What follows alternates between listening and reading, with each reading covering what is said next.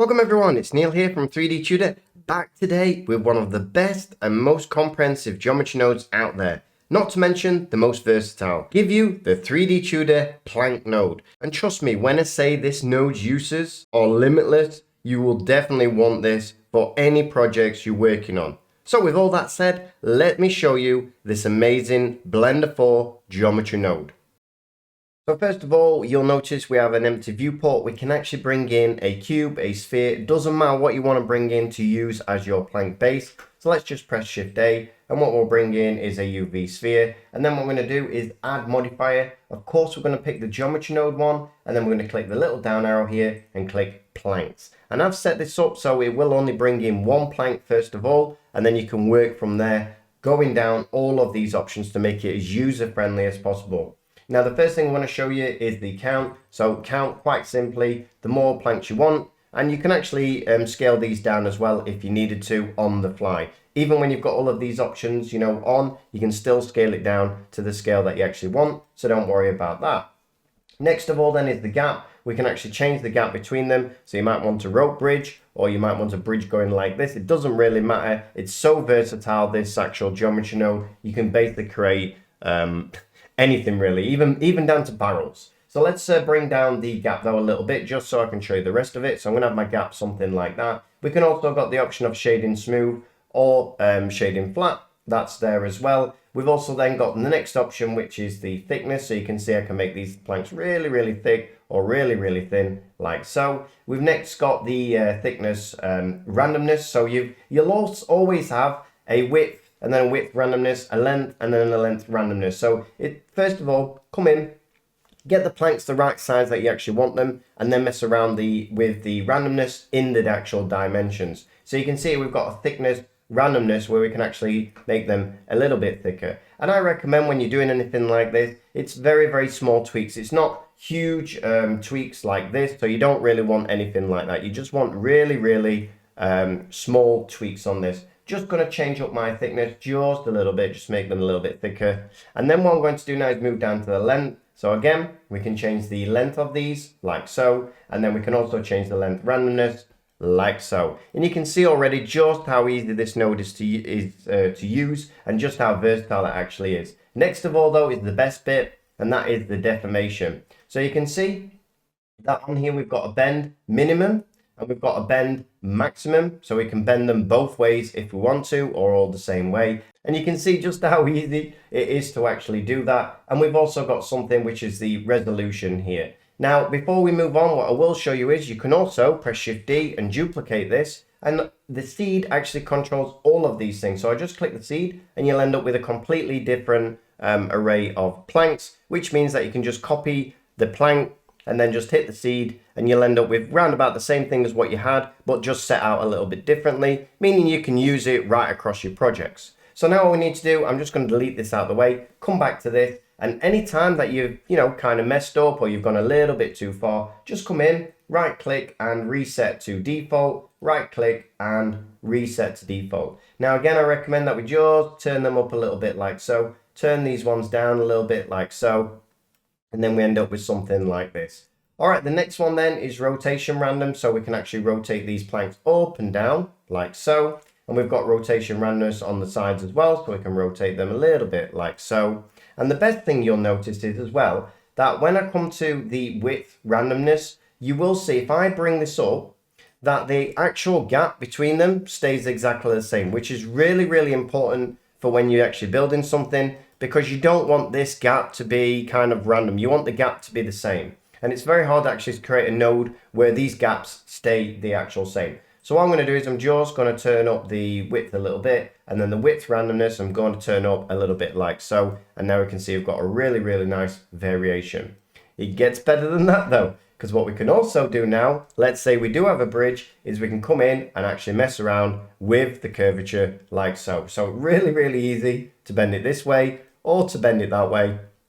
And there we go, we've got a nice plank bridge already. You will notice as well that when we pull these out, so when we mess around with the length, it actually does it on both sides, not just one side. So you don't end up with a nice flat line going across there. We don't really want that. We want it to be uneven going all the way across.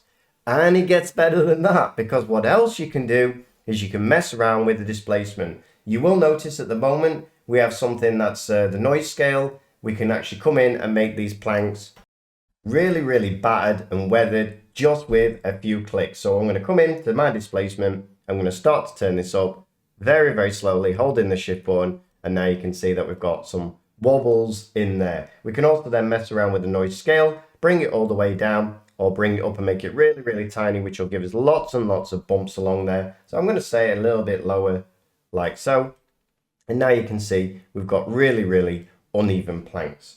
Now the other thing is, so the other really nice thing is, you can actually add in a material here. So I will go now and show you what the material looks like.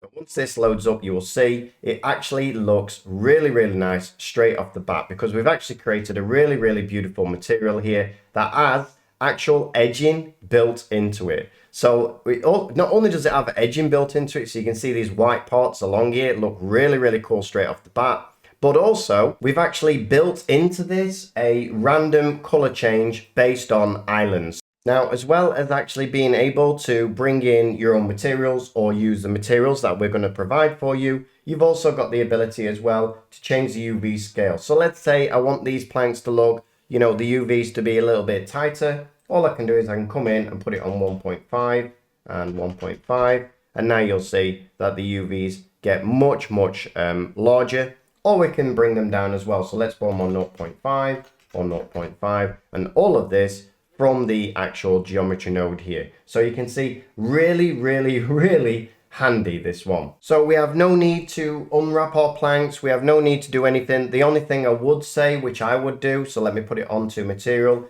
is that I'm just going to change this back to 1, like so. The only thing that I would do is I would come in, just close this up, add in a modifier and bring in a bevel, because Blender at the moment doesn't actually have a bevel built into the geometry node, so it makes it pretty hard to make one. So all I would do is add a bevel underneath here, and let's say to 0.003, and then you've got a really nice bevel, as we can see on top of there as well. So you can see our bevel looks really nice. You can see exactly how these planks are going to look, and you can see how easy they are to use. Now let me show you something even better as well. So what I'm going to do is I'm just going to close that up. I'm going to bring in then another plank. So I'm going to press Shift A, bring in a plank. I'm going to put it here.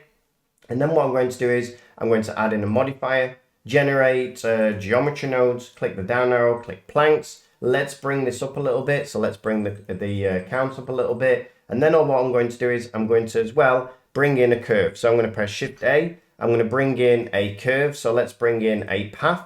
I'm going to bring down the path like so. And then what I'm going to do now is I'm going to make it a little bit bigger like so. And then I'm going to bend it slightly. So if I come to this bottom part here, let's bend it very slightly like so. And then what we're going to do now is we're going to bring in another modifier, which will be add modifier. We're going to go to deform, and the one we want is curve. And then what we're going to do is going to hit this curve over here, and you'll notice this changes straight away. And now what we need to do is just bring this in like so, bring it forward, and you'll see that it actually follows the curve in real time. In other words, if I come back now, I can actually mess around with this still. So if I bring this back up to here like so, click on the number of counts, you'll see they follow the curve perfectly.